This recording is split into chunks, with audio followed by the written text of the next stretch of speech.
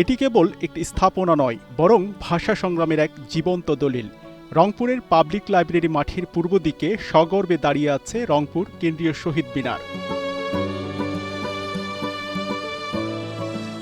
ইতিহাস বলছে দেশের তৃতীয় শহীদ মিনার এটি। ১৯৫৬ সালের ২০শে ফেব্রুয়ারি সারা দেশ যখন ভাষা শহীদদের শ্রদ্ধা জানাতে অধীর অপেক্ষায়, ঠিক তখন রংপুরের ছাত্র সমাজের উদ্যোগে নির্মিত হয় প্রথম অস্থায়ী শহীদ মিনার।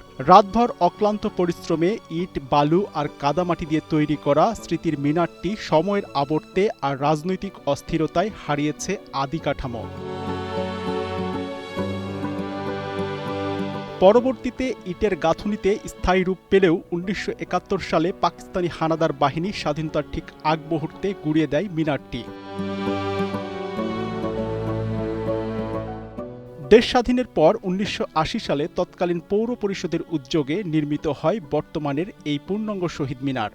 বর্বর পাকিস্তানিরা ঢাকার কেন্দ্রীয় শহীদ মিনার থেকে শুরু করে বাংলাদেশের যত শহীদ মিনার ছিল সব শহীদ মিনার ভেঙে গুড়িয়ে দিয়েছিল।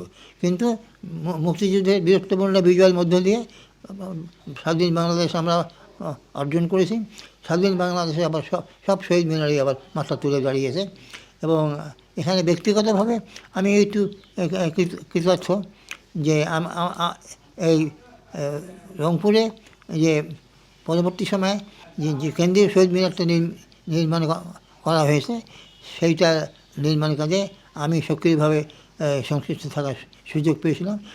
১৯৫৬ থেকে ২০২৬ বদলেছে সময়, বদলেছে মিনারের অবয়ব, তবে বদলায়নি সেই অদম্য চেতনা। রংপুরের মানুষের কাছে এই কেন্দ্রীয় শহীদ মিনারটি আজও ত্যাগ আর সাহসের এক অবিনাশী প্রতীক। খুশবু হাসান রনির পাঠানো তথ্য ও ভিডিও চিত্রে ডেস্ক রিপোর্ট, কালের কণ্ঠ।